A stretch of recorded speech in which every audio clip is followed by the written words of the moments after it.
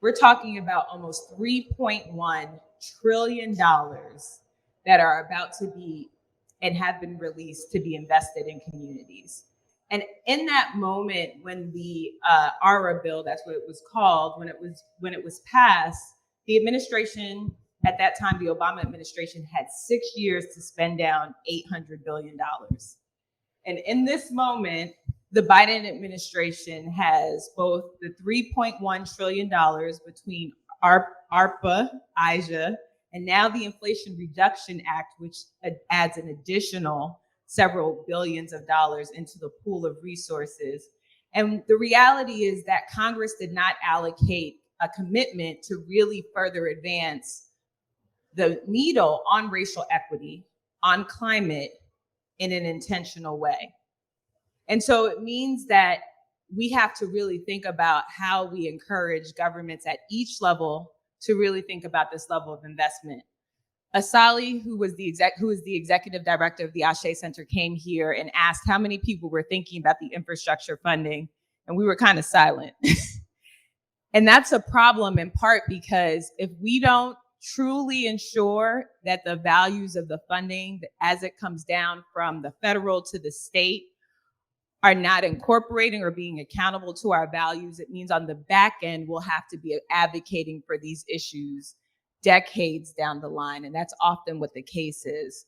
And that's why this conversation is so critical for us to have in this moment and in this opportunity. So I wanted to start just as an icebreaker to have you all really start to answer the question, what does equitable development and equitable transformation looks like in this moment?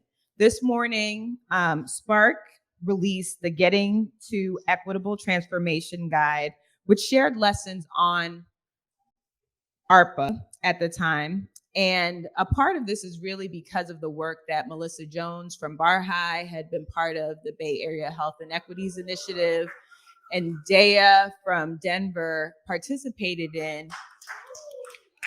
And also we had an amazing consultant who helped to capture the stories, and that's what got released. But we wanted to bring it home today to really have a conversation of how that might happen. And so I wanted to start more specifically, Jenny, with some of the work that you all have been doing to really highlight what the conversation has been when we talk about equitable investment in communities and the accountability that needs to be part of it. Well, can you all hear me? Okay, great. Hello. Don't give me a mic if you don't want me to talk in it. Some things to start with. SEEP, who are we? The Southern Economic Advancement Project was started in 2019 as a response to all this policy that's coming down, and how do you translate it to the South, right?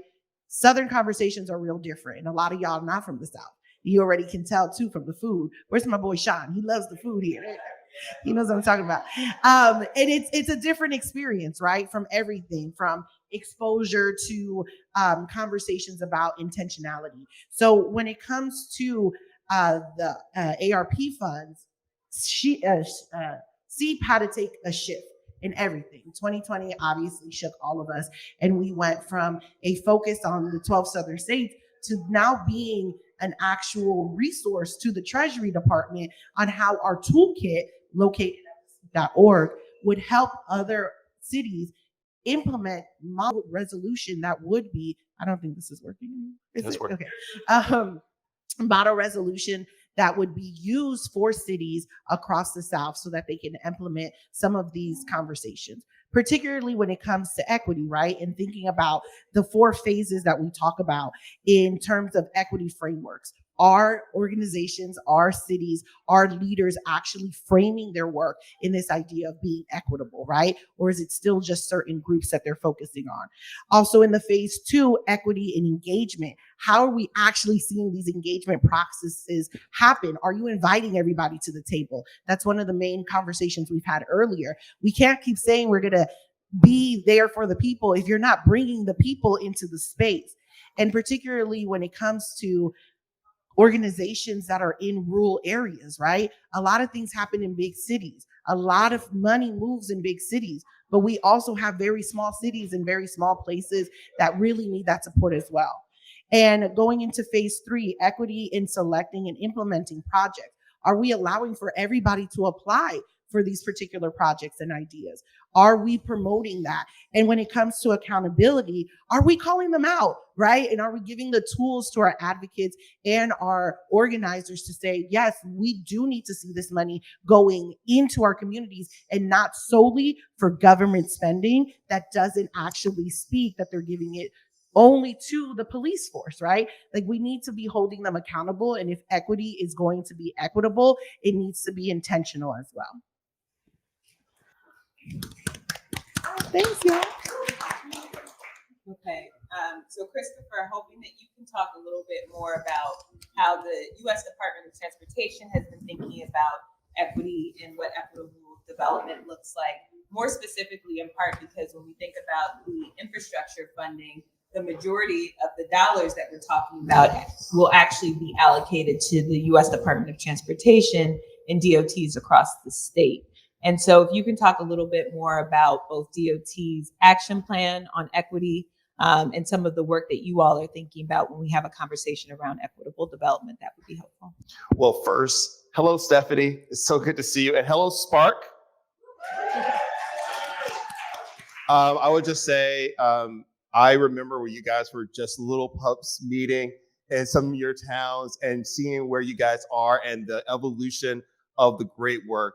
Again, Christopher Coase, currently the Assistant Secretary for the Department of Transportation, formerly with Smart Growth America, which has been a huge ally and supporter of this initiative. But really interesting enough, Stephanie, when you ask this question, I do consider this a moment, a full circle moment.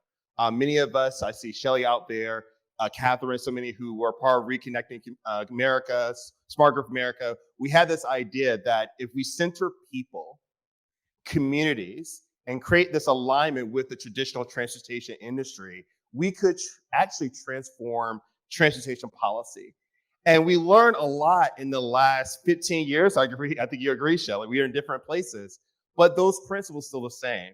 So in my current role as Assistant Secretary for Policy, on day one, before there was even a conversation about an infrastructure package, the question at the table with the Secretary of Buttigieg at the time was what is our policy framework? And what I'm here to tell you on day one, within our department, but also within the federal family, equity and climate was at the forefront. And from our perspective, Department of Transportation, it was not only at the forefront, we asked ourselves, equity is not a standalone, it's a principle. So when you ask the question of what is equitable development, we have to actually go back, what is equity? And it's an honest assessment of where we are with the vision of how do we get to a country where everywhere, no matter who you are, where you live, you can live in a thriving place where it doesn't matter what your zip code is, you can actually have a promising life and actually maybe create generational wealth. Or in many cases, to take away the harm that has been created previous years. So from that standpoint, the Department of Transportation did a couple things. Number one, we actually added equity as part of our strategic plan. And that is important because, as you know, when it comes to government, strategic plan is what decides what goes in performance plans, what decides what goes in budgets. And I tell people, if you're in government, don't ask what you care about, let me see your budget. And because of that anchoring of the policy framework, you then begin to see some of these principles actually end up in a bipartisan infrastructure law. Again, with $650 billion, which significantly $350 billion would go through states, DOTs, a significant would be at the Department of Transportation. But because equity is a forefront of our initiative, you have key programs that are trying to address injustices that we see in the built environment. For example, right now, we know that 40,000 individuals in this last year died on our roadways. And predominantly, those were Black and brown communities, those were rural places, and those were trouble. Those are moms, those are dads. As someone who is a son of a mother who was hit by a drunk driver and was made disabled, I understand that from a lived experience. We now have $5 billion where we can actually go out to those Black and brown communities, to those rural communities and tribal communities and say, for the first time, instead of waiting for state DOTs to prioritize you, we're gonna put $1 in where communities have prioritized in need. The second element to that, and you called out our equity action plan, we actually identify 4 key principles that is actually the bedrock of how we approach equity through the Department of Transportation. First of which is the power of community. For too long, transportation planning has not been a table where the entire community, all voices, have been able to be not only welcomed, but actually heard, right? You guys can nod with me. And this is a moment for us as a Department of Transportation where we're saying, okay, within the power community and our initiative here is that we're going to work directly with state DOTs, directly with NPOs, and give them the tools they need to actually open up the transportation planning process. Again, $350 billion are going to help create new roads, potentially new transit opportunities in these communities. If you're not asking the community what they need now, then we may not actually be successful. And so from that, as it was noted earlier, the Department of Transportation, working with my great champion, Irene Marion, we just released a new guide called Public Engagement Guidance, which is state DOTs and NPOs will be using, and really just setting our bar of what it means to have power community. The second key element of our equity strategy is increasing access.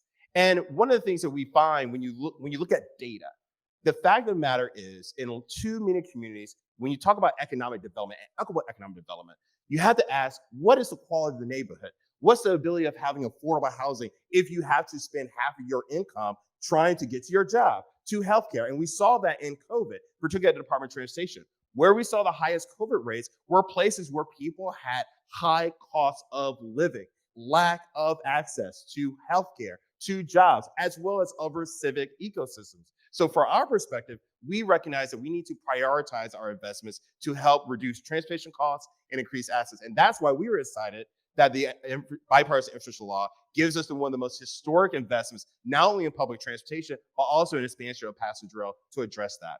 The third key metric strategy of our equity work is creating wealth in Black and brown and rural communities who have been under-resourced for too long.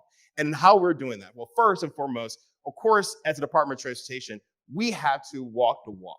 And as some of you may be aware, through the Department of Transportation, we procure. We actually go out and get services. And also, we have to work with state DOTs as well as with our number of transit agencies to set DBE, Disadvantaged Business Enterprises standards. So from our perspective, we came in early on and said, you know what?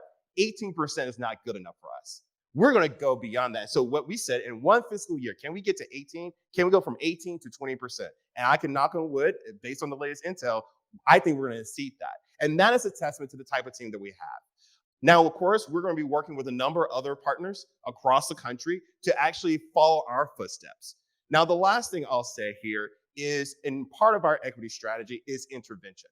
Because we understand that it's not just enough about having money on the ground, giving to state DOTs, transit agencies, and communities. It's not enough to say you're going to try to increase access. It's not enough to say, hey, we're going to create moments of access. You actually have to roll up your sleeves. And one of the things that we have learned as a department, and this is one of the reasons why having a diverse staff of people who bring different perspectives from across the country to the table, we all listened and heard from the community directly. It's like, the federal government hasn't been here. And so one of the things that we decided to do, we went to Congress and said, look, we need $30 million so that the federal government, particularly the Department of Transportation, working in partnership with HUD, can roll up our sleeves and introduce a new federal community partnership, now known as the Thriving Communities Initiative. And through that, we're going to be giving directly to community groups, working in partnership to their local government to actually help you co-design your projects that could then be eligible for this bipartisan infrastructure law. This is just a tip of the iceberg of the work that we're doing. And I will say that the last part here is what makes SPARCC so awesome is that the work you guys have been doing for the last 6 years, and I would say probably some years before that, is the reason why now when we look at our FY21 dollars, and particularly this last round of FY22 first year bill infrastructure, I can say emphatically that the framework and the work that you guys are doing are ensuring that we are putting dollars in the communities who need it most. For example, we put 70% of our raised dollars, which is our most popular discretionary point, 70% of our dollars went to historically disadvantaged and areas of persistent poverty. When you look at our freight program, communities are coming with transformative projects. For example, we just gave $105 million to the city of Detroit and the state Michigan DOT to help reimagine I-375. These are just examples of the work that folks like you are doing and presenting to us. And I think it is an awesome moment for us at Department of Transportation to really center equitable development in a way where we didn't have the resources before, but we can match money with the effort. I deeply appreciate the conversation, and can we just give a applause, because I think that we don't really understand what systems change looks like. But over the last 6 years, we spent a lot of time having that conversation, and it does require for folks to shift, to do work in a different way, to connect with government. And I want to give a shout out to Maria Zimmerman, who is now with your team. So when we talk about the diversity of the ways in which even the Biden administration has been taking in and the ideas and the conversations, it has been in part because of the seeding of the work that people have been doing at every level. And in many ways, even the work that the Elevated Chicago had been doing on its local ordinance related to equitable development and having those conversations at the most localized levels are partly informing many of the technical assistance strategies that you all are implementing today. So deep appreciation to the ways in which the leadership has been happening. And we know that for this work to actually play itself out, it actually has to happen at the ground level. And I'm going to turn to Sissy to really have a conversation, because I think over the last 2 years, you really have been working in a very different way. When SPARCC first started, what we were really talking about were collaborative tables and coming together with various groups. And in this moment, what we've seen is that many of the groups have now turned into grassroots intermediaries. You all have turned into movement intermediaries, and you all have actually taken on federal resources, state and local resources, and part in response to the global health pandemic that we had to engage in. And I think it then fostered a different type of conversation for many of the smaller entities that we never thought could really kind of take on or play this role, to say, actually, we are just as qualified, if not more positioned, to have a conversation with community and to be the service providers in a very different way. But that has also come with its own barriers and challenges. So Sissy, I was hoping that you could both ground us in what equitable development looks like to you in this season, but also the lessons that you've learned through the COVID response and the ARPA funding that you all have been able to receive from the county. Okay. So when we were talking about SPARCC and my memory of SPARCC was 6 years ago in DC when we were living under an Obama administration. Life has changed a lot for all of us. The trauma of the Trump years, and then pandemic, and then now who knows, right? And it's been kind of like weird, right? To be quite honest, like I'm like, oh my God, what was 6 years ago like? It just felt like a very different world. And I say that because, we've seen like fascism rise in our country and be normalized. A lot of people are like, well, it's just a difference of opinion. And I'm like, no, it's a line in the sand, right? And then on top of that, okay, I'm like, okay, cool. Responding to the pandemic, right? So we started out as a youth organizing group with a budget of about $250,000 in 2019, right? And then we became a COVID relief organization in March 16th of 2020. Part of the reason we did that was simply because LA County wasn't translating documents into Chinese, right? Rare language, right? And they had no strategy for how to do outreach to people who did not have access to tech, right? How many of you guys have grandparents that you're like, want to tear your hair out whenever they ask you? Yeah, now imagine like thousands of them knocking on your door and being like, what is this thing called COVID, right? And so overnight, we started distributing food. We started distributing public health materials from Orange County's public health department, because they actually translated documents, right? And then over the course of the pandemic, also distributed PPE, groceries, rental assistance, all of these different things, simply because our public sectors weren't equipped to deal with low-income seniors who don't have documents and don't read and write English and don't know what the internet is. Like, we freaking ran a vaccine clinic. The last time I took a public health class was in high school. When they teach you like, don't have sex, like that's the extent of my knowledge. But the reason we ran it was because our residents couldn't access getting vaccinated, even though the largest vaccine site was just up the hill from us at Dodger Stadium. This is the largest vaccine distribution site in the country. But because you need to have a car to be able to get vaccinated, and our folks don't drive, right? And so then all of a sudden, all of these federal programs and state and county programs over and over again created all these barriers because they were designed by people who live on the West Side, who can drive, who can work from home, and who have access to tech and speak and read and write English, right? And are well documented, as opposed to low income folks, people who don't have their immigration papers. That's why we kind of did all of these things. And over again, every time I would talk to our public officials, they would be like, well, can't you do this? And I was like, no. Can you do this? No, right? And it was not because we didn't want to, but because the system wasn't set up to help our most vulnerable residents, right? And over again, there were just all these barriers. And that's just our experience with the pandemic, right? I think now we're in this phase where we're also kind of trying to look towards the future. We're still doing pandemic relief. FYI, my public health knowledge, I've become our resident epidemiologist at our organization. More people have died of COVID this year than they have in 2020. So get vaccinated, get your booster.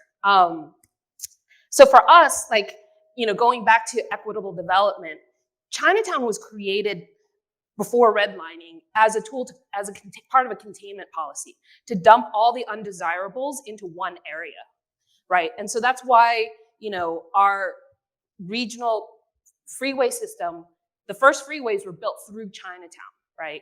Our transit hub, right, Union Station, was built on top of Chinatown specifically to demolish Chinatown. And then our regional prison system is there. We're the most polluted neighborhood in LA, and actually top 1% most polluted in the state. And a lot of this is intentional, right? As all of our communities that we work in, they're intentionally building infrastructure on top of us, right? To destroy us and to make us ill. And yet they keep saying, and over the decades they have said, and I say they, I mean the government, right? And the decision makers, they're saying it's gonna bring jobs, it's gonna bring economic development, it's gonna bring opportunity. It doesn't, right? Historically, what has happened is our folks have not been able to access those jobs or those contracting opportunities or any of the proposed economic developments because language, tech, and documentation, right? And so then for us, earlier this year, we actually successfully got our county to establish an affordable housing land bank with the idea of finally $50 million, with the idea that infrastructure could potentially be harmful, right? In the case of our communities in LA, it's gonna bring gentrification, displacement, and then for our residents, homelessness, right? Because most of our residents are super poor and can't afford a $4 rent increase. And so how do you be predictive? We know that transit and infrastructure can bring benefits, but we also know that it can bring harm, right? A lot of real estate speculators come and see opportunity and then they start buying up property and kicking people out. So how do we get ahead of that? How do we prevent that from happening, right? And so that's part of the tool of the land bank, is to intentionally prevent displacement from happening in areas where we see infrastructure is coming in. And so this whole process has been really fascinating to learn because we've been talking to different county agencies and getting a sense of there's this huge divide between the grassroots, tiny groups like ours, and then the agencies and how money gets channeled down that pipeline, right? And so for us, we were like, we need to make sure that this money comes with funding to support local groups to do community engagement and outreach. Well, our government agencies were like, well, that's a problem because that might actually create issues around fair contracting and transparency, right? And I was like, that is true, but you don't want a group, for those of you who've been to LA, it's huge, right? You don't want a group that's on the West Side to be coming into Boyle Heights or to Pacoima or to Chinatown and doing community engagement, right? So how do you support the groups in Boyle Heights and Pacoima and Chinatown to do that, right? And so one of the things that we've been trying to play around with is intermediaries, right? Talking to the larger organizations that have the capacity to do county contracting or city contracting to be the door openers, essentially, right? A lot of these intermediaries have historically been gatekeepers, but I think that they should be the ones that, welcome you, sort of the staff at the hotel last night, right? You know, like opening the doors and orienting you, right? And I say this because in some cases, there's gonna be communities where there's only one volunteer-based or, you know, $50,000 a year annual budget organization.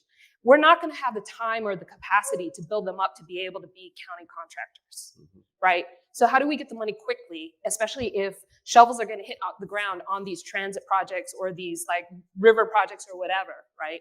But also, like, it's a lot of work to build up that capacity. And maybe what's more cost efficient is the intermediaries handle all the contracting, and then the actual engagement happens with the local grassroots. And I'll give you an example is during the pandemic, one of the organizations that we actually worked with was Little Tokyo Service Center. They actually reached out to us and they wanted to apply for some funding that was being paid for by the CARES Act to do COVID outreach.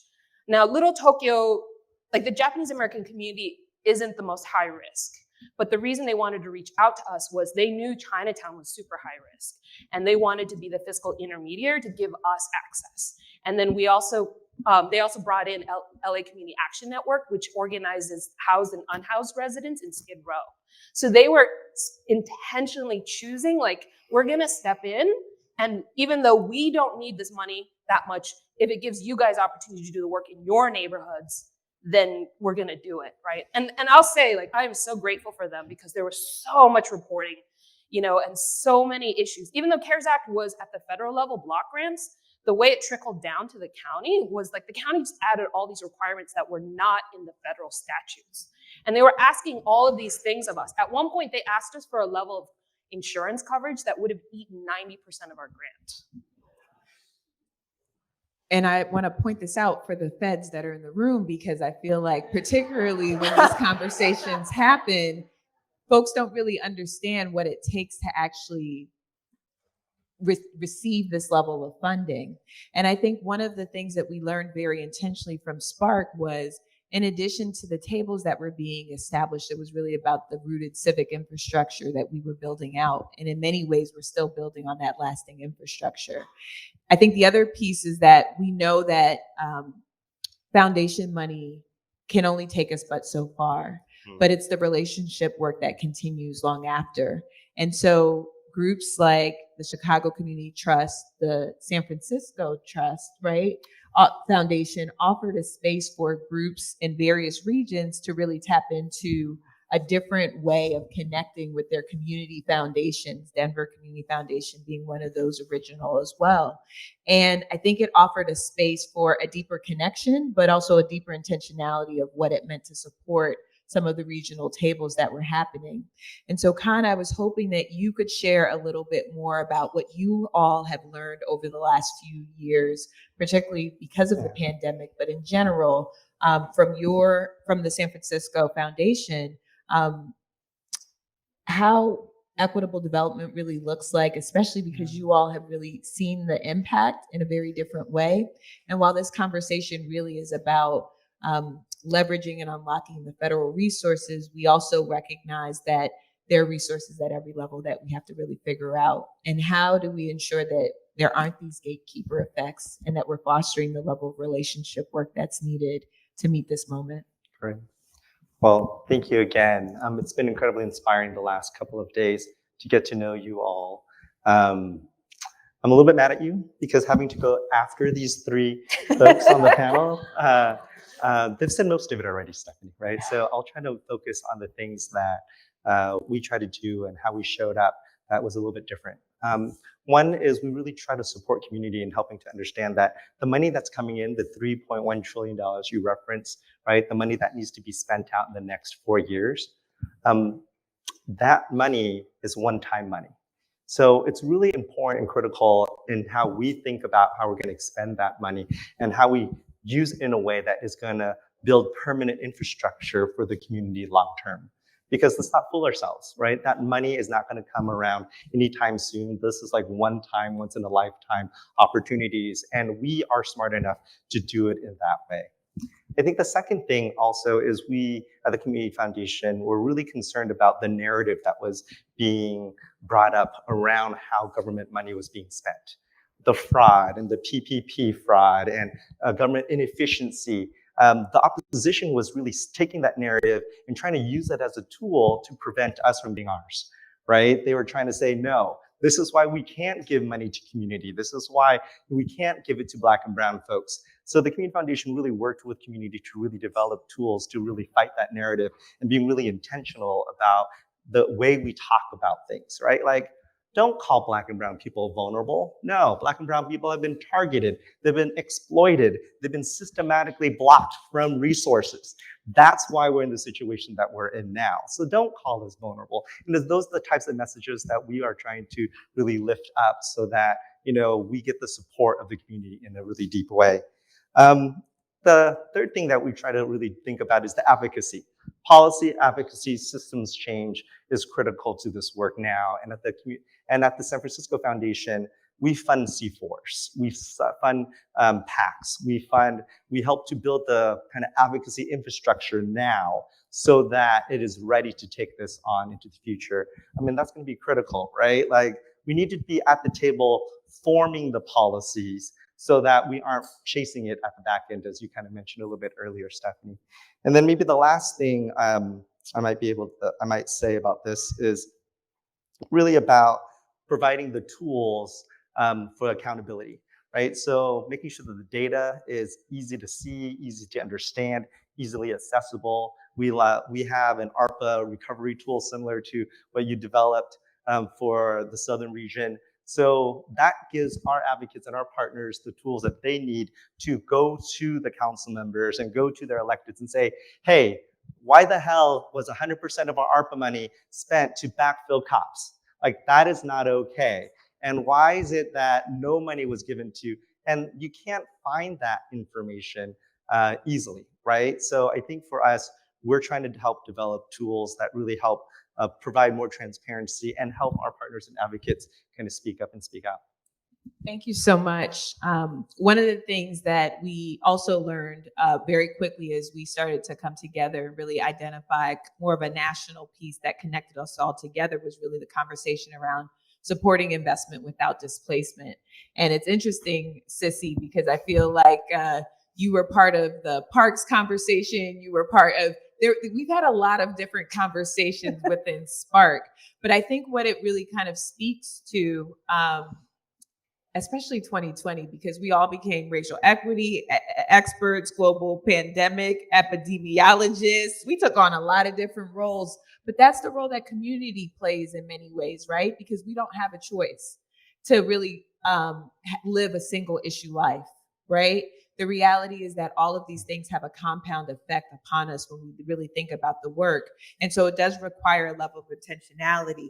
So I really wanted us to maybe come back to both the accountability conversation. And I'm actually going to start with you, Christopher, and this is going to be a lightning round before we go to the audience. But, it's been really powerful to hear President Biden take an all-of-government approach around racial equity, around climate, and also around making sure that there's a commitment towards Justice40, and more specifically, making sure that particularly with climate benefits, that there is a level of accountability with federal resources. And we often go back and forth because I share with you that while I appreciate Justice40, I'm here for Liberation 100, that all federal funding will be used to ensure that it is not creating harm, that we are being intentional and accountable for every dollar to center community, and that we are building in such a way that we're moving more than just benefits. It's really about investments, right? Whether it's at the federal level or the state or regional, that there's a level of accountability for the funding in a way that we don't at the back end have to do a level of advocacy. But I know DOT has taken that charge very intentionally, both through the Thriving Network, the Thriving Communities Network, and also the Justice40 plan. And so I was hoping that you could talk a little bit more about that. And then I'm actually going to go to you, Jenny, to talk a little bit about that accountability that you all have been then holding governments to at the state level. Thank you for that, Stephanie. And we don't ever have a squabble. We generally agree. So for by a show of hands, how many are aware of the Justice40 Initiative? Just by a show of hands. Okay. For those who are not aware, the Justice40 Initiative is part of the president's executive order around the climate crisis, but specifically recognizing that we are going to make unprecedented resources available to fight the climate crisis, that those resources, those efforts, at least 40% of those investments should go down and benefit disadvantaged, underserved communities. How are we planning to achieve that? So early in the administration, every agency had to go through a process of identifying a disadvantaged community. Now, when you talk to our colleagues at EPA, HHS, this is not new to them. They've been part of the space. But for the Department of Transportation, this is new.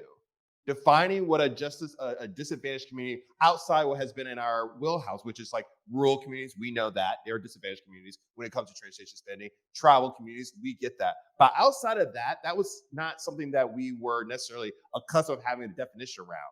And that was actually quite remarkable because within the Department of Transportation, we literally got our research teams, our civil rights teams. We went down to the bells of the MOS staff who were in the regions and asked ourselves, what are the key indicators from the lens of a transportation department would define as disadvantage?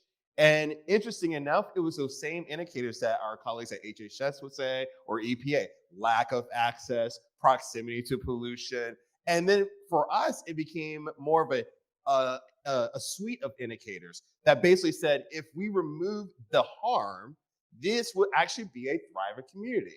So for us, Justice40 became a roadmap of how should we be thinking about our investments, our technical assistance, or our policy in communities when we show up. So that was the first moment of conversation for us. So now we have our map. We have our Justice40 map for the Department of Transportation, which we've been working in collaboration with DOE.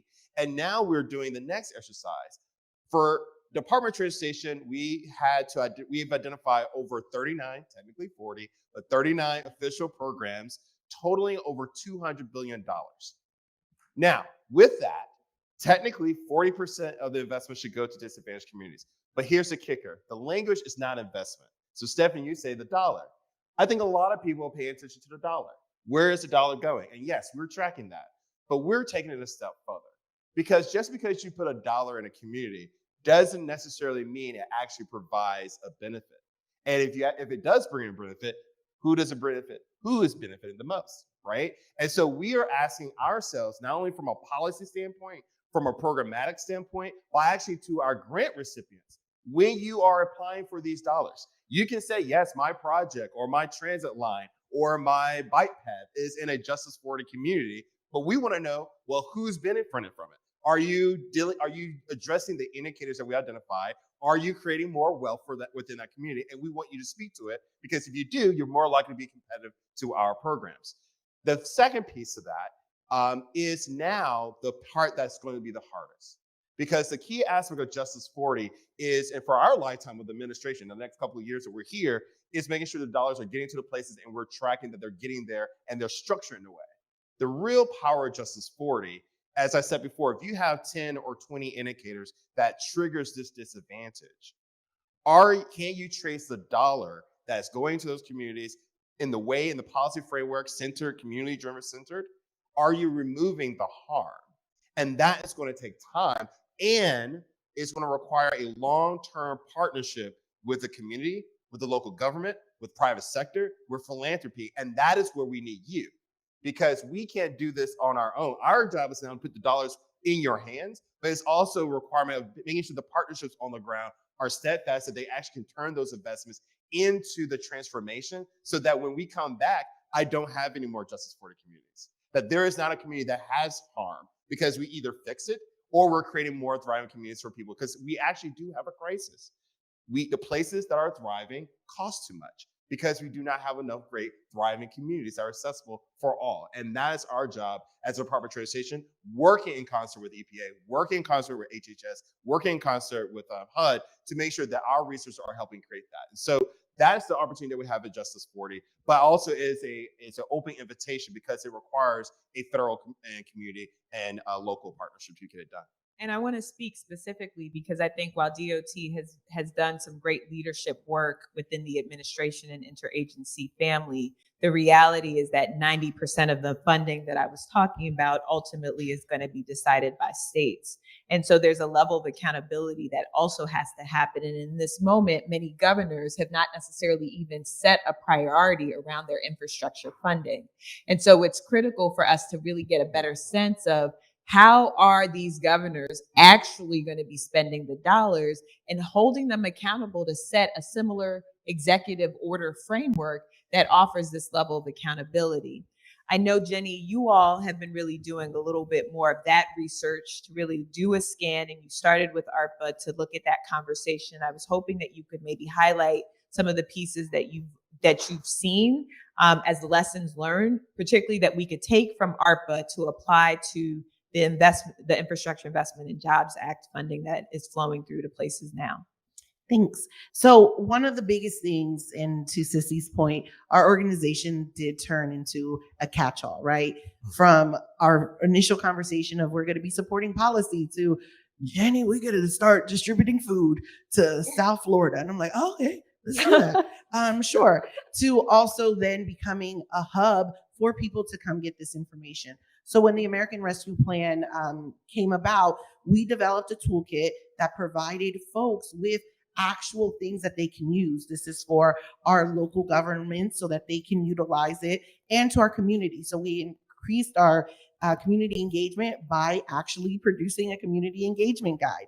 We did a report highlighting hefty sections of cities that local leaders can look up for real-time examples. That's on our dashboard. We also have an activist playbook, a how-to guide to access community activists and nonprofits in connecting and engaging with their local leaders and elected officials.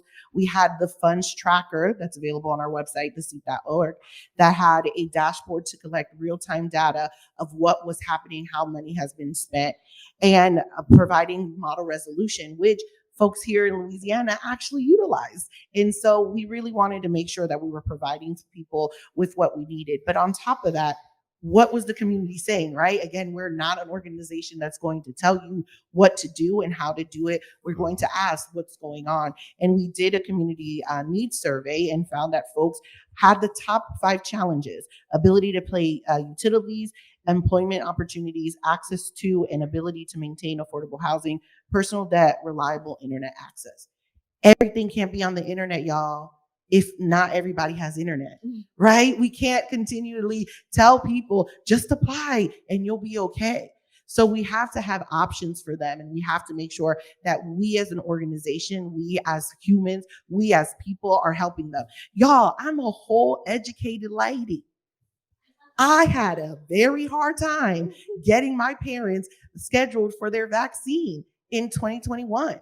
A tough time. I was like, is the internet broken? Like, that's hard for me, somebody who is in this work, in this field, going and learning about this constantly, literally speaking the language. Imagine the folks who don't have the access, don't have the language, don't have the literacy to do this. We can't only put stuff online, but we also have to make sure that we're providing folks with opportunities like teletown halls. Are we getting on the phone and calling folks? Are we utilizing other tools like SMS texting, with their permission, of course, and providing them with tools that they can use there? So I think one of our biggest things that we're always trying to do at SEEP is provide folks with as much support as possible. And we're actually going to be, to your point about grants and opportunities, we're actually setting up a federal grants funding tool where folks like yourselves can actually go to our website and find grants that are available to your organizations, whether they're large or small, and how do you actually apply, right? Because it's not just advocacy for one side, it's advocacy on all sides. And so what we want to keep doing is be that bridge. That is what we are, to help all folks understand that this policy isn't supposed to be against us, it's supposed to be for us. That's right. So now I want to kind of shift to the role of just leveraging the various resources, because while we are having a conversation about the federal dollars, the reality is there's a match that's required to unlock a lot of those resources. And Taj James formerly of Movement Strategy Center often says that philanthropy has a really powerful role to really use their millions and also the private sector's billions to unlock the trillions in this moment. I'm just saying. So, we've been. She was dropping bars. I really feel, and I give it to Taj. What I would say in this moment, though, is that there is a real opportunity for the role of philanthropy. And when I think about SPARCC, there was a large learning space graciously offered through our funders, whether it was really thinking about Ford holding us accountable around racial equity and was very explicit that this was not an equity journey, this was a racial equity journey, and that we needed to have a conversation. And when we were sitting in Schaumburg 6 years ago, there is no way that we had an anti-Black framework for the conversation. But then when we got to California and they were like, this is not a Black and white issue, this has to be a different type of conversation, it shifted the way that we did our work and had our discussions. And even just thinking about the social determinants of health conversation that really grounded us in a very different way, in part because of the folks at Robert Wood Johnson who was holding us accountable to all types of evaluation frameworks, but forced us to have a different way of thinking about this work. And I think so when you all start to talk about Justice40, it's powerful because you have a Maria Zimmerman who's bringing in an intersectional conversation that we all had to go through because of SPARCC. And it was very hard to blend those different conversations as we talked about race and climate and health. But this is where we are actually seated in this moment. And so I just wanted to turn to you, Khan, because I feel like, even with Kresge, like the arts and cultural work and what we got through enterprise and we had a lot of intentionality that was put within SPARCC that I don't think people really understood. And it was very hard to hold, but it was all of the pieces that you needed to be able to braid the conversations that we're having today in this moment. And so even though the funders went with us on this quirky journey, it included California Endowment, it included so many community foundations, I think what it did offer us was a space to have a very different generational conversation that brings together all the pieces that are required because we don't have single issue lives. So as I think about in this moment, how do we shift from a moment to a greater movement? And I'll have some more thoughts about that later. I'm hoping that you can talk about the role that you get to sit in from a place, honestly, of privilege. Absolutely. And the investments that can happen in supporting place. Yeah, well, thank you for the opportunity to talk about this. I think one of the things about the San Francisco Foundation is that we are a racial equity and economic opportunity organization, and we look to center community in the work. And the pandemic, the racial reckoning, the last 2.5 years has really asked us to question ourselves about how we can build back better and what does that really mean and what is actually different. And one of the things that our community has called us into is really to serve almost as like a social justice intermediary, right? Like, yes, we're grant makers. That's part of our ethic, but how are we stepping into our power or our role as a convener and as a facilitator? And how do we make sure that we are being a data provider? And how do we make sure that we're being a systems engineer and deal maker? And then most importantly, like a capacity builder. I was getting a little bit mesmerized by what Chris was saying a little bit over there, right? Like my policy wonk. So he's talking about how we remove all these harms and ask all these questions, and community's gonna have to justify exactly how they're gonna get rid of this. And I'm like, oh damn, that's like 10 more pages of grant writing. Not true. Not true. Hold him to this, okay? Hold him to this, okay? Because I'm gonna make sure that what you're doing is not creating a situation where now I have to then fund a bunch of more technical assistant providers and grant makers so that they can fill it out. And as you mentioned, like the reporting is really challenging, right? So I think for us, we're really trying to really think through what it is how we need to transform. How do we leverage our principle? We went to our board multiple times to get extra opportunities to pull out from our principle to invest in the way it needed to. The other thing is we also we're from Silicon Valley, so we worked with our corporations and really try to think through how we can call them to the table, right? Because this is work that all of us needs to be involved in. And we asked them and to think about how we can better leverage their treasury. You know, like they have a huge portfolio. Most of it doesn't even require any return. Like they've earmarked a certain amount of their portfolio to have a 0% return. How can we leverage that money now in this time to build our community? So I'm smiling because I remember when we started the journey, we were like, SPARCC is a $90 million investment in 6 regions across the country. And it was like, 90, where did these numbers add up? And we were talking about PRI funds, program-related investment from philanthropy. We were talking about some of these loans, and I have to give a shout out to the Elevated Chicago table. We were in Seattle at the time, and they were like, if you all are talking about race and racial equity more explicitly, how can you have this conversation and then talk about saddling community with debt financing as part of that conversation? And I was like, oh, because SPARCC was intended not just to transform the communities, but also all of the entities that was working with SPARCC. Yeah. And we all got better as a result. Our strategies got better. We were talking, I mean, I got to give a shout out to, we were having accessory dwelling conversations in Denver before it was not that it wasn't happening, but there were different types of land trust conversations that were happening very early on, where our strategies have changed so much in these last 6 years.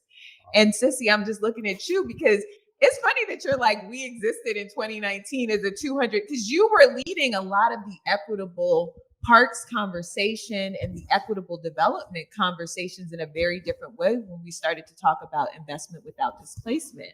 And so I was hoping that you could give a little bit more, particularly as we have a conversation even with philanthropy throughout the journey. New funders came along, great gratitude to Balmer and others who helped to shift us.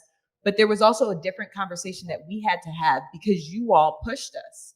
And again, what we had was this beautiful theory of change that we were gonna help what was happening at the national go local, and what happened locally come up to the national. And it was a tornado at times. It was an adventure of pushing and pulling for accountability. So I was hoping, Sissy, you could talk a little bit more about even just the learnings, right, that you have seen in this moment and the evolution when we have this conversation about equitable development, rooting it in the realities of community. Because I think even for the national entities like the NRDCs, the enterprise, the of course, LIFT, the Low Income Investment Fund, as part of this, we all were part of a journey. And I have to shout out the San Francisco Fed because they were really part of our data journey as well to get us together, and Karen Chappell and others. Can you talk a little bit about what you feel like you've learned on this journey and what you're taking away as we then shift from this moment to a greater movement? So at our first 2 convenings, right? So this was DC and New York. Parks and green gentrification were not on the conversation list at all. The focus was completely on transit, and I was not having it. You know, when she talks about tornadoes, and so I was just basically pulling people from the different cities that were involved in the Highline Network. So those of you who don't know, the Highline Network is a collection of, I don't know, maybe about 20 different green infrastructure projects, including the Atlanta Beltline, the Chicago 606, and of course the New York High Line, right? And these were basically projects designed to gentrify neighborhoods. Whether they started out that way, that's how a lot of them ended up, right? And so I started talking to the folks in Atlanta, and she's like, what's going on with the Beltline? And they were like, it's terrible. And then I started talking to the Chicago folks, you know, about the 606, and they were like, it's terrible. Like in the in-between spaces, right? Coffee breaks and stuff, because I wasn't supposed to talk about green gentrification, but I did. And that's kind of how the Park Equity Group got started, was I just basically pushed the conversation. And I don't know, for those of you who are around for New York, there was a tour of the High Line. And, you know, the Ford Foundation brought in Robert Hammond to talk about how great of a model of like equitable development this was. Mind you, Robert Hammond said that there are no poor people living near the High Line. There's 2 public housing projects a block away. I was like, how, what the fuck? Public housing people are poor by definition, right? Like, how can you say there's no poor people in New York City, right? so like that was just kind of where SPARCC was at when, you know, I started. And I just said, no, I'm gonna just do my own thing because, you know, for us in Chinatown, we are next to the LA River, right? And so the LA River was gonna see like billions of dollars in reinvestment, and everybody was like, this is gonna be great, it's gonna green all these really historically polluted neighborhoods. We had a mayor at the time who was like, we want the good gentrification, not the bad, you know, like just kind of a little bit clueless. And I wanted to learn from these other cities. And so I took advantage of SPARCC and the opportunities that it came. And then eventually the national team was like, I guess we're just gonna have to deal with Sissy by creating a whole new working group.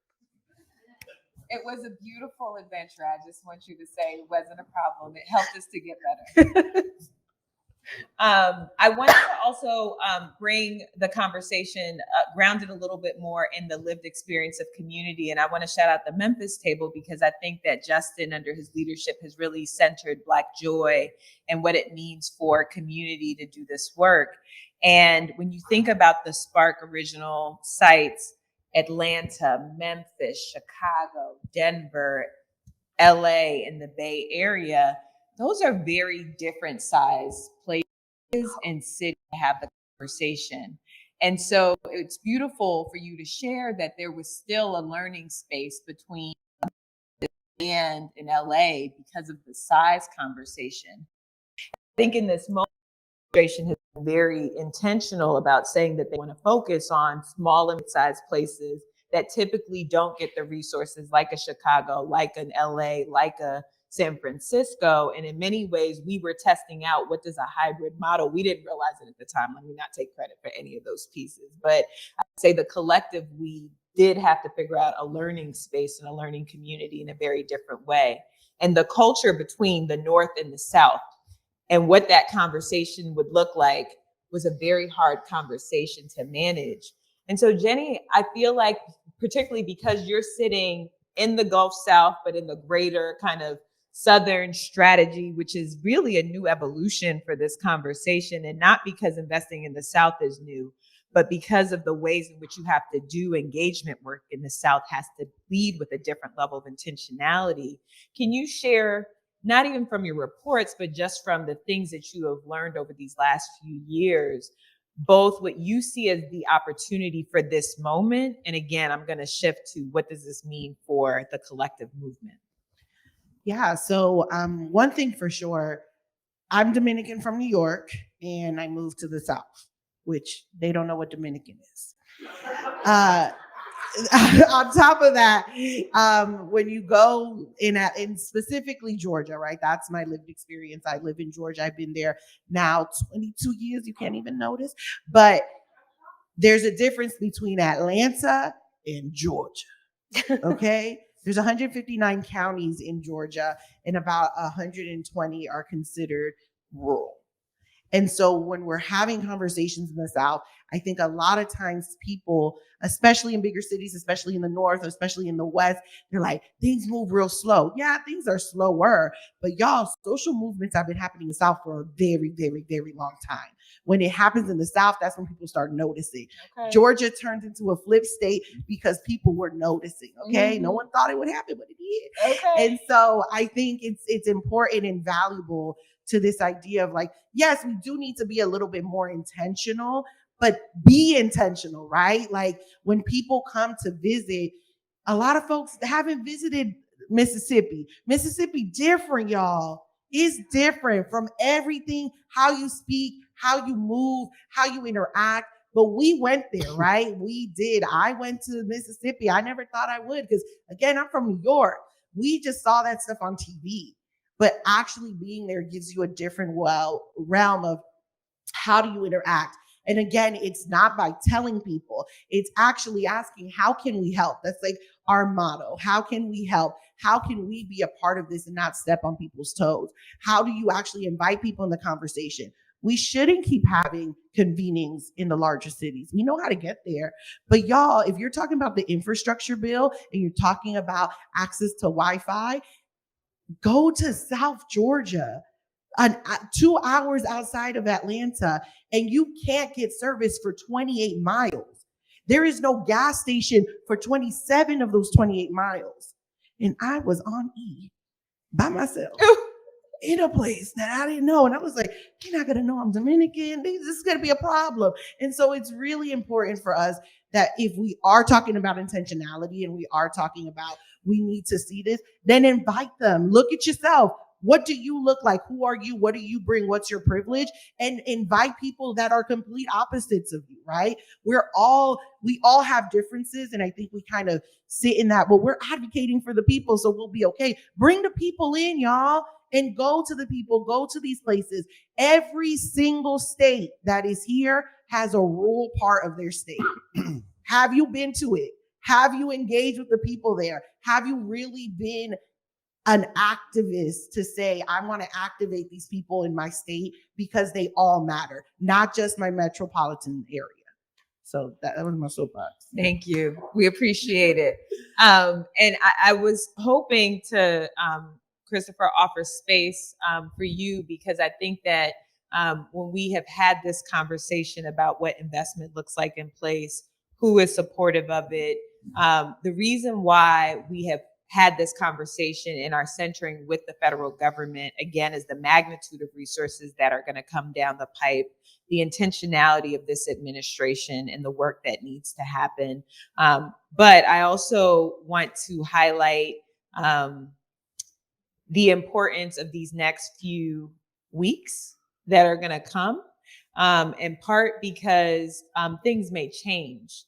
And it does require even the most committed to still be accountable in a very different way, because there will be others who may be asking for a different level of accountability from you all in this administration. And so I wanted to just give space as to how are you all institutionalizing this conversation? I think one of the things that we have had to reckon with SPARCC is we spent a lot of time thinking about how to do this work. We literally have a box that is filled with like 5,000 documents that y'all probably have seen 10% of it, just processing how do you do this work very intentionally. But then more importantly, none of this matters if we're not doing the institutional work to make sure that it's embedded long after we're gone. And so I was hoping that you could just give us a highlight, and then we'll turn to the audience, to how you all are thinking about institutionalizing the great work that you have shared, but also how to ensure that it's not undone once you all leave.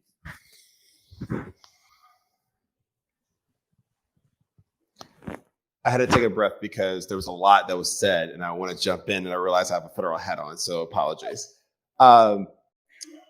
So a couple things I'll say to this question, but then addressing some of the things I've heard so far. First and foremost, I think it is important for me to remind those who are listening in the room, but also online, that this idea of community-driven transitional projects that leads to equitable outcomes is not an idea that is like in the minority. This is actually an idea that is actually quite embraced, not only within rural town, and by my dear friend, I am from South Georgia. I am from Thomasville, Georgia. I am the real town. And I will tell you, we have Wi-Fi. And the reason why I said that is because to your point about institutionalization, this work, SPARCC, right? You're 6 years old. But I also have to grant that there have been many successors to SPARCC, predecessors to SPARCC, and predecessors to the organizations that we all who have been in the work. And I have a unique space that I occupy at the Department of Transportation where I see the applications come through. And I'm telling you, anyone tell you the secrets? I know I said too much. What I can tell you is that there is a movement, whether it's a small town in Mississippi, whether it's some Midwestern town, if it's Seattle, all the way to a small little town called Berlin, New Hampshire, where people are literally sitting around tables like this and are asking very important conversations like, how can we make our community better? How can we actually get greater access to jobs and opportunity? And interesting enough, they have different words, they have different languages, but they're all coming back to that same common values.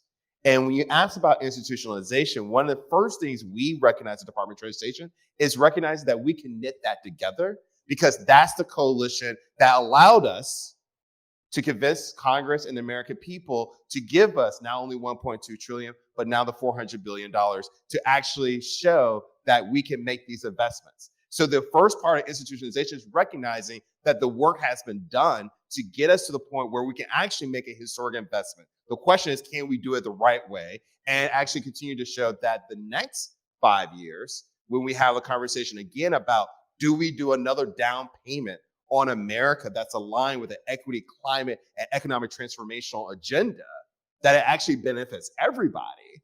That is the also institutionalization that we have. The second point I'll point out, and now this is about the department. We are very conscious about how we see this as an investment, this 1.2 trillion plus the Inflation Reduction Act, as a moment for us to also rethink how we do business. So we had to hire almost close to 1,000 new staff. And so if you talk about institutionalization, it's also about the team that you're building. And I think I'm constantly reminded that almost 70% of our own workforce are retirement age. And so it's not just about institutionalization of the values of life, it's actually a moment of organizational apparel. If we're going to be able to deliver for the American people in a time where we're going to have climate crisis, disruption, economic disruptions, as well as the challenges that we're seeing in our communities, I need to make sure that before I leave, as well as with the secretary and across our federal agencies who are in this work, that we are leaving a federal government that can actually be able to do the work. The last piece here is something that the secretary says. Again, the secretary is a once in a lifetime generational voice. And he says something so often that makes all of us kind of go, you're right. You're absolutely right. You know, it's funny, and the secretary would say something along the lines of, you know, it takes an act of Congress for him to come and testify, right? He has to go someone has to invite him to go talk to EPA, to the House or the Senate. But when it comes to American citizens, individuals in this room, when it comes to a NPO board meeting, when it comes to a local government meeting about transportation policy, when it comes to a state house meeting, when it comes about transportation budgets, you don't have to be invited. You can show up. And fundamentally, our infrastructure investments, when it comes to the federal government down to community, it is literally about who shows up. And the point here is the institutionalization is not just about what the federal government can do better, what we can encourage our state DOTs and transit agencies to do better in best practices, and we're doing that work, but it also is the institutionalization of the citizenry. Are you going to keep showing up? Are you going to hold us accountable? Because it's not a top-down conversation. The top-down conversation is only when there's no one answering back and saying, this is what we need. And I think right now, that together is why I can sit here and say, at least while we're here, we're going to be opening our doors to hear the voices, influencing our policies, but also making sure the dollars are getting where they are. But also, I think this is one of those moments like, I was one of you guys at some point. The question is, which one of you is going to sit in my chair? Do we want to? Yes, because if you are building the ecosystem and the institutionalization, we have to be prepared to have the next the local government DOT official, the local planner director, who's going to become the state DOT director, who's going to be head of the NPO, who one day might be a secretary of transportation or assistant secretary for transportation policy. Because we need these lived experiences in the room where decisions are being made and where the communities can be prioritized. And I say that to say, as someone who grew up in a Baptist church where it was important for the NAACP to meet in our basement to do voter registration and also, do the building fund. Community shows up differently in different communities, but those experiences are informing all of us in the places that we sit. So I say that to say, that's how we are doing the institutionalization. We're taking bold action, but it also requires us to tell you, keep what you're doing and go more places, because we see the projects coming through the pipeline, we see your fingerprints. And so we say, march on. Thank you. So now I want to shift to the audience and just to invite space for reflection on the journey. And I'm looking to Melissa in part because when we think about the SPARCC Equitable Development Guide that has just come out, in many ways, it was inspired because of both you and Dea. And so Dea, shortly after, know that I am going to be looking to you to give some thoughts as well for our remaining closeout. And Melissa's over there. While we wait for Melissa to get the mic, one thing that I will say is that really thinking about this question of how and what role we will play over time, I feel like is a critical one. It was interesting during my tenure at the Obama administration, Christopher was at a nonprofit and was holding me accountable in a very different way. So it's beautiful that the shift can happen. But in many ways, when I think about SPARCC and I look at this room, so many people are not here. And there are so many people who are here. And we have changed roles in so many ways over these 6 years. And even as we go on, I hope that our fingerprints and the lessons that we've learned together collectively will be ingrained, because we have put in a lot of time together. And it feels beautiful to be here for this homecoming. And yet I hope that there will be so much more that we'll be able to collectively do together. Melissa? Yeah, thank you. Thank you for this panel. It's been incredible. I'm struck by what 6 years of flexible resources has done for particularly smaller organizations like yours or mine, starting at around the same size when we started. Being able to take what we knew we could see could be done and have the flexible resources to prove it could be done, to attract in the next set of funders that would help it grow. And I think that that's something that we need to figure out how to continue after SPARCC. And so for us in the Bay Area, one of the things that meant is that we had a community, a small sized city like you're talking about, that didn't see as much resources as other places. And in fact, for us in the Bay Area, saw the least resources of anywhere else in terms of the county, in terms of where we were. And we were able to use those initial investments from SPARCC to get some initial work going, some initial community efforts going, some initial community conversations about housing affordability going, that really we were able to roll into money that then became a Build Health Challenge and provided years of funding for community organizing around housing. And then that was able to be paired. And so the organizing there won a COVID-19 eviction moratorium, and before that won a temporary rent cap. And then now the TA that SPARCC provided allowed Northern California Community Land Trust to provide enough TA and practical support to bring in state money that's launching a land trust. And so I think all that comes from being able to get to those early flexible dollars. And so one of the things that I've been thinking as SPARCC ends is, what are the local community partners that do that early first in trust-based funding? And so it's great to see Con on the stage, because San Francisco Foundation has been that kind of funder over and over again for us and a lot of our partners. And so I think as we move into this next phase, I'm looking forward to working with partners across the country to help make that part of the wave of what gets funded. Thank you. Stephanie, can I actually add to what Melissa was saying too? So earlier this year, or like December of last year, we got $70,000 from SPARCC to do some rapid response kind of research that we leveraged into 50 million. So essentially what happened was we were targeting, the American Rescue Plan Act allocation for seed funding for our affordable housing land bank, right? And we had a very short window of about 6 months to do all the research, right? Like budgets, how many acquisition, how many deals, what community partnerships could look like, all of that stuff. And we shopped around the concept to a lot of like local funders and state funders in California. And they were like, why isn't the county paying for this? And I was like, yes, they should, but they're not going to. Or if they do, then it's going to take 2 or 3 years, right? And it wasn't because of us.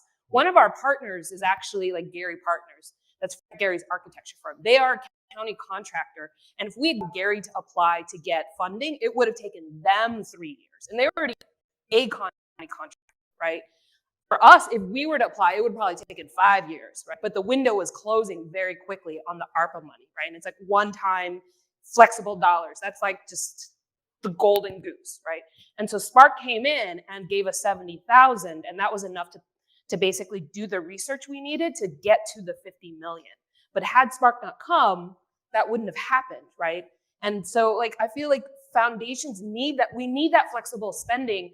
It's not that we're throwing it out into the streets. It's leveraging opportunities that we can't predict, right? In like a year in advance or 2 years in advance, right? Like you have those annoying, like grant reports and strategic plans that we have to do. And like, we have to guess where we're going to be in 3 years. And it was like, I can't guess where I'm going to be in 3 months. Every time I try, like it goes out the window. And so that flexible money, like there's no $50 million. That was a good return on investment. I think so. So for the SPARCC funders out there, Thank you. keep doing it. Yeah. I wanted to make sure that Dea was able to add her voice into the space, in part because of the equitable development guide that got announced today, the learnings that came out of the Denver conversations. No, thank you, Stephanie. And I just have to give a little bit more love and kudos to Melissa, because honestly, it was really her leadership, I think, that stewarded this entire process for Denver. We learned so much from the folks in the Bay Area and LA when it came to leveraging SPARCC dollars and really making it more than what could even be dreamt, even just by waving our own wands. I mean, we focus so much of our efforts on building community leadership and community capacity in Southwest Adams County, which is now flourishing and really taking on a life of its own. And community folks are really garnering some support and some more momentum around community ownership and community stewardship, really taking control of the land and ideally bringing down additional federal dollars. And then Renee and Jose here taking that little bit of seed funding back in 2020 from Mile High Connects and from SPARCC, and ultimately building it out, this amazing navigator cohort that is bringing down more and more federal dollars, even ARPA dollars. And we're just looking ahead to the future. I think one thing that's coming up for me, and Sissy, you kind of touched on this a bit, but the role of those grassroots intermediaries, and this is going to be a little bit of a question, actually. So many organizations that serve in an intermediary role at the local level are multi-million-dollar organizations, often led not necessarily by communities of color or communities that are representative of those that are most impacted by COVID, by all of these health issues. So I guess I'm just kind of curious, and a challenge for us as we continue to build this kind of future of SPARCC and whatever this looks like. How do we shift the power from those very well-resourced intermediaries to the community groups who really are the ones on the ground? And how do we open up that space so that more small grassroots organizations like a Buku West, like a Center for Community Wealth Building, like others around this table are able to actually bring those dollars out and into community? Personally, I think a lot of it, and it's interesting because I forget who I was having a conversation with earlier today about NRDC's role. I think it was Ella, in trying to kind of be better, right? Like NRDC, I'm quoting the NRDC staff I've talked to, right? Has had a history of like racial issues. I'll just say that. And how do we shift it away from that? And I think part of it is really, a lot of different national organizations had this reckoning in 2020, right? Some are like over it, whatever. And then some are still doing it, and they're hiring all these DEI consultants, and they're kind of exploring like, we should go into communities. No, you should not. You should stay in your lane, do what's good, right? Which is draw down, be that bridge to the national funders, to the, and Say that again. Can you say that one more time? Be the bridge, since we're talking about infrastructure, right? Or the connector, right? And so NRDC shouldn't be going into communities. They should be the echo for local communities. Like, we say we need this, then you, with your connections to the Secretary of Transportation or whatever agencies or departments or national funders, Robert Wood Johnson, you're the ones that are going to say, this is what we're hearing, right? This is what these communities need. We are going to be willing to step in and play the fiscal sponsor, and we'll only take 10% for admin, but we'll do all the reporting or whatever, provide the umbrella insurance, that kind of stuff, right? And that's the role, right? And so it's like, play to your strengths, right? Don't try to do something that you're not good at and that it's just going to come in and feel parachuting, right? And I feel like that's where those groups come in. And the reality is it shouldn't be on groups like ours to hold the large national groups accountable. It should be the other national, right? So like NRDC, if you're going on this journey, what are you doing about Sierra Club, right? Because I still remember when Sierra Club members tried to push for an anti-immigrant resolution across their membership. This is in California, right? I still haven't forgiven them, even though it's been like 20 years. You know, like what are you doing to hold accountable the other national partners so that they know how to partner meaningfully with local communities, right? Again, you're supposed to be the door opener, not the gatekeeper. So do that.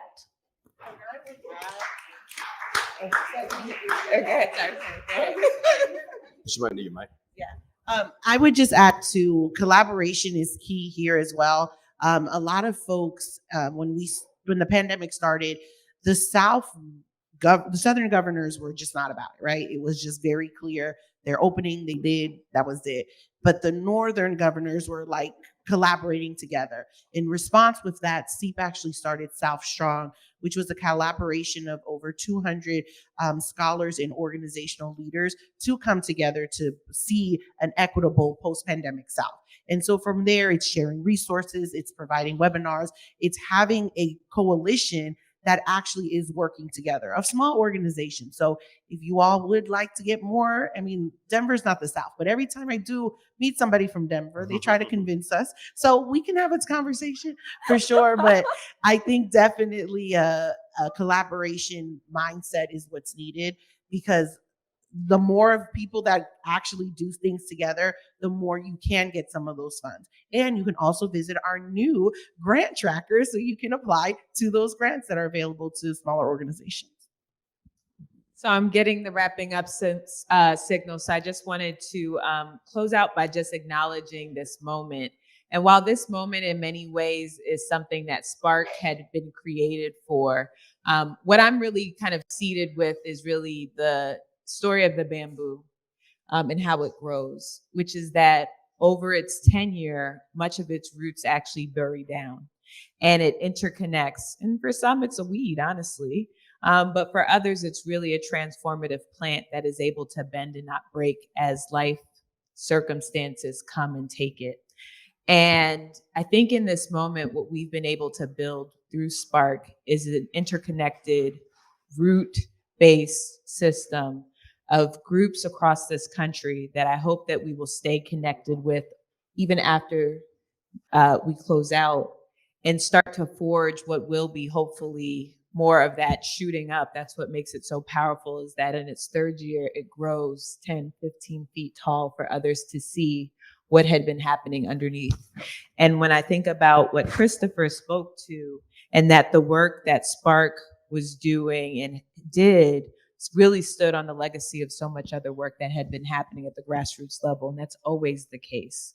For many of the initiatives, it kind of really comes from entities that have been doing this work in the long, drawn out hours where no one actually sees, but eventually it does come up and it becomes that example. Justice40 came out of movement building work in New York for decades, but then got to a place where it became a national conversation through an election cycle and an accountability around that.